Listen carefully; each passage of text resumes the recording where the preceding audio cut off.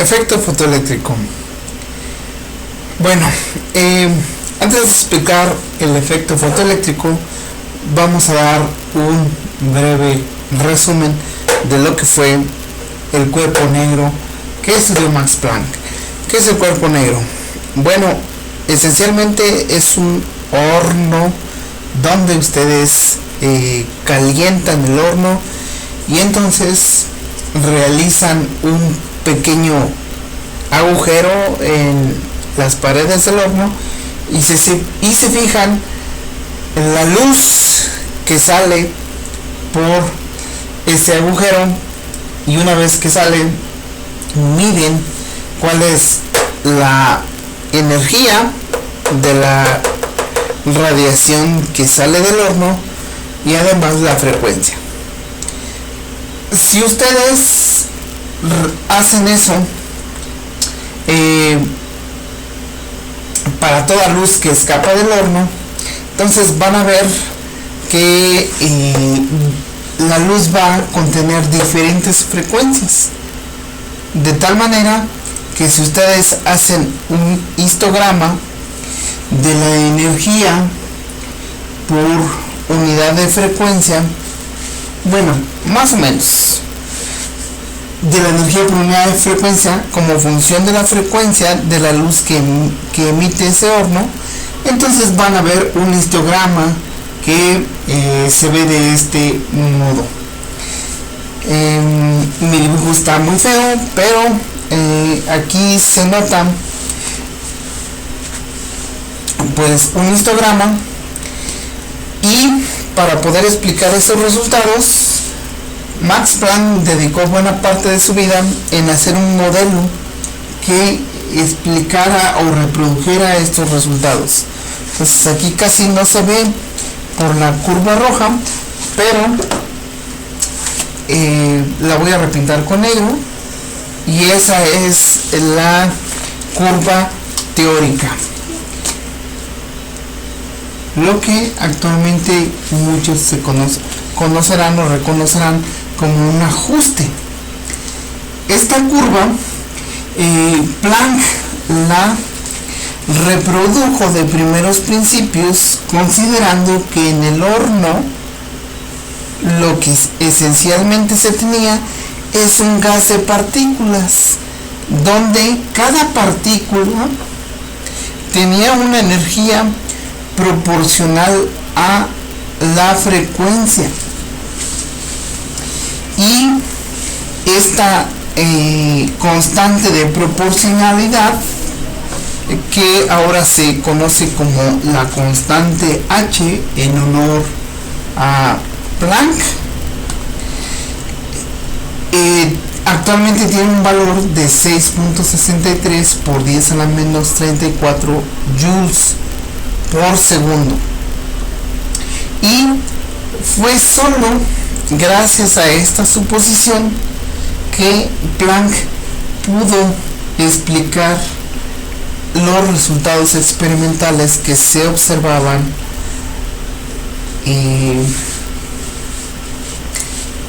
de la radiación que salía de un horno. Básicamente ese horno estaba a una cierta temperatura y se observaba este tipo de histograma.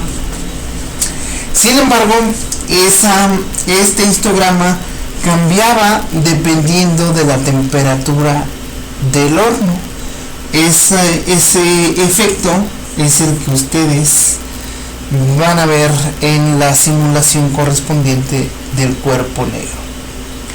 Bueno, aquí el resultado importante es que dentro del horno lo que se tenía era un gas de fotones.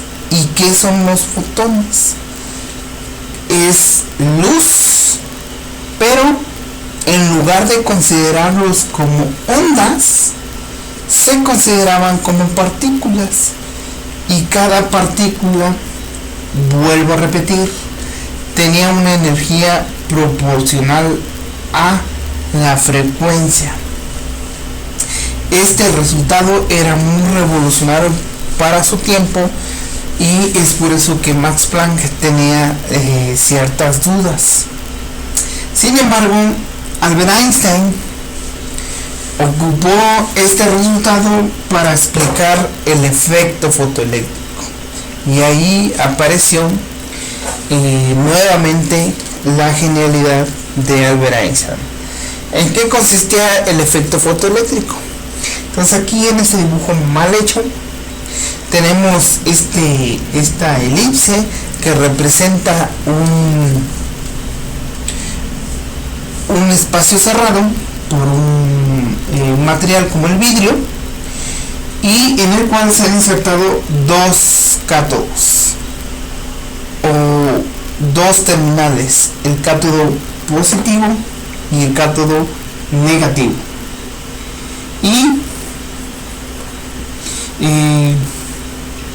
ellos están conectados a una batería donde se le aplica un cierto voltaje, y allí además se coloca un amperímetro para registrar cualquier flujo de corriente. Entonces este bulbo se constituye de tal manera que en su interior hay un vacío. ¿Esto qué quiere decir? Bueno, que aquí dentro del bulbo no tenemos moléculas de aire, o tenemos muy poquitas, esencialmente ninguna. Entonces esto en la actualidad lo podemos hacer con las bombas de vacío, que lo que hacen es extraer el aire y dejar la mínima cantidad de aire dentro de nuestro bulbo, de tal manera que no puede haber ningún medio que conduzca la electricidad para que se cierre este circuito, de tal manera que, así como está planteado, no vamos a registrar ninguna corriente, dado que nuestro circuito está abierto. Pero ¿en qué consiste el efecto fotoeléctrico?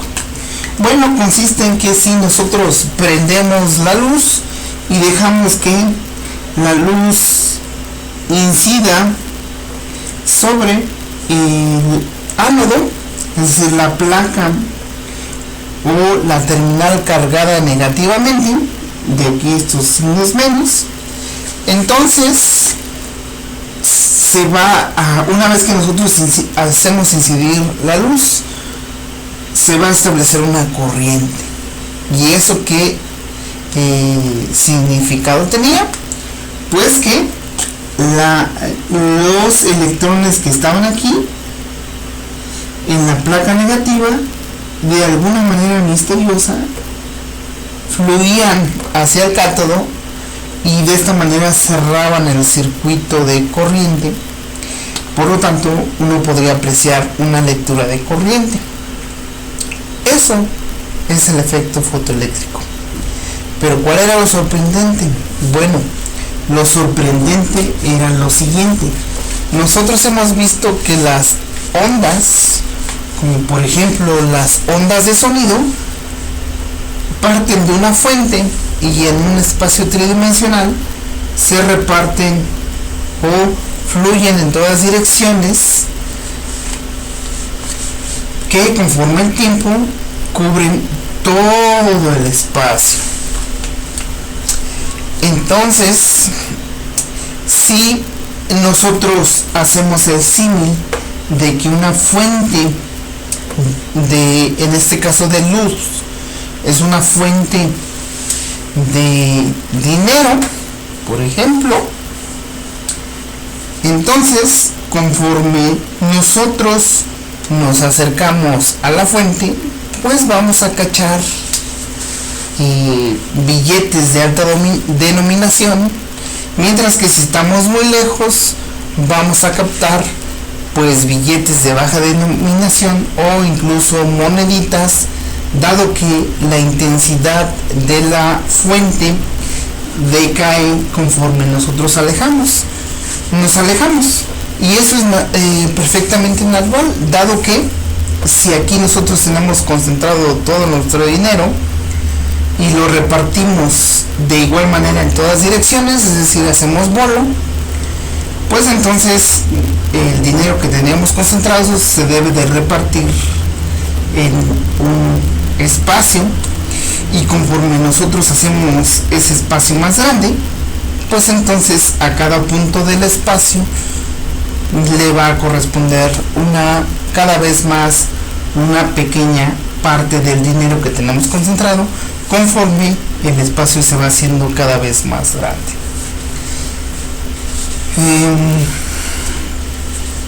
¿Qué sucedía en el efecto fotoeléctrico?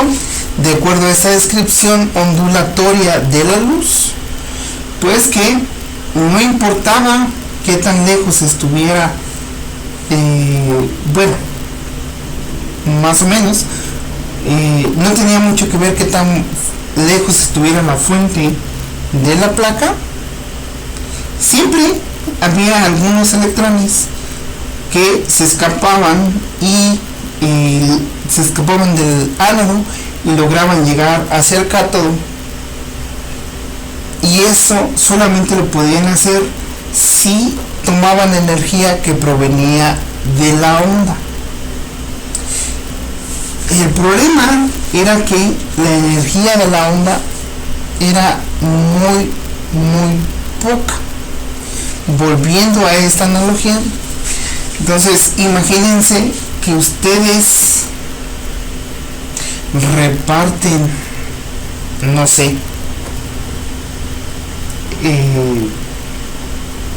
10,000 pesos en un estadio de fútbol donde asisten 50,000 espectadores.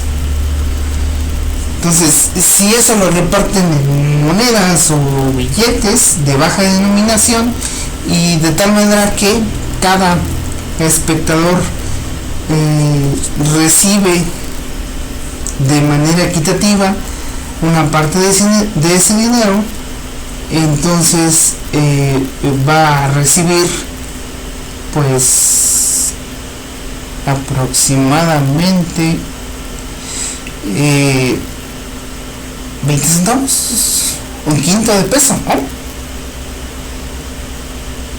Entonces va a recibir muy poca. En promedio, cada espectador dentro del estadio va a recibir muy poco dinero. Bueno, eso aplicado a cada uno de los electrones que estaban en este ánodo, donde había más de 50,000 electrones, mucho más.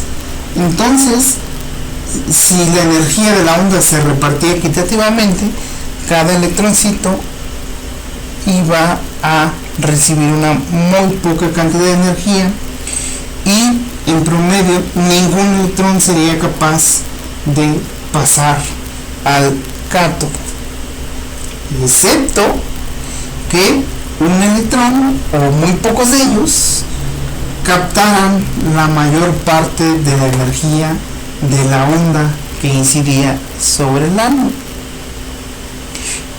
Volviendo a la analogía ondulatoria, o a la analogía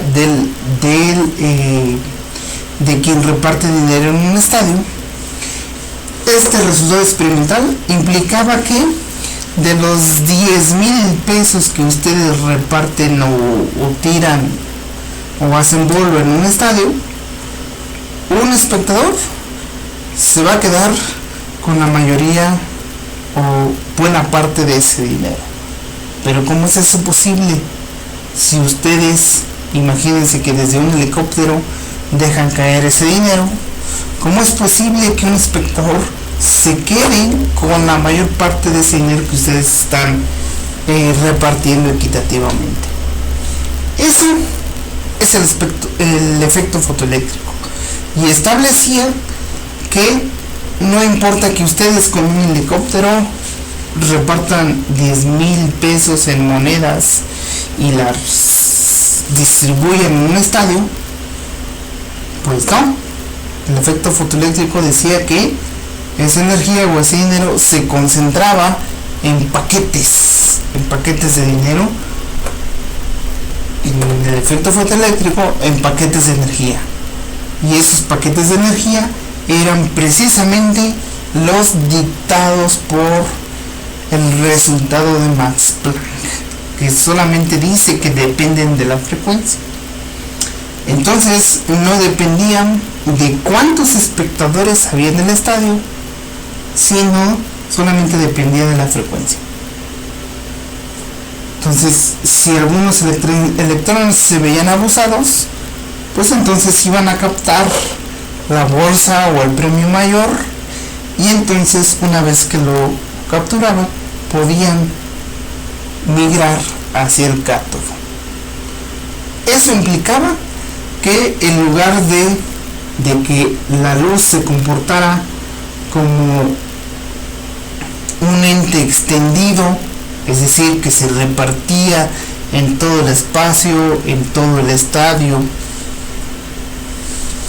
no, se comportaba como si fueran paquetes o partículas, ya que si concentramos el dinero que vamos a repartir en paquetitos, estos paquetitos pues están concentrados, condensados en el espacio, por lo tanto se comportan como si fueran una partícula, y ese es el resultado esa es la conclusión del efecto fotoeléctrico. La luz se comporta como partícula.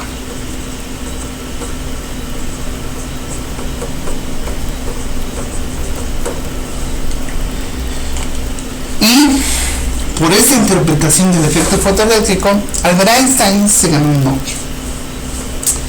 Nada tonto. Bueno, en el siguiente video vamos a ver un ejemplo.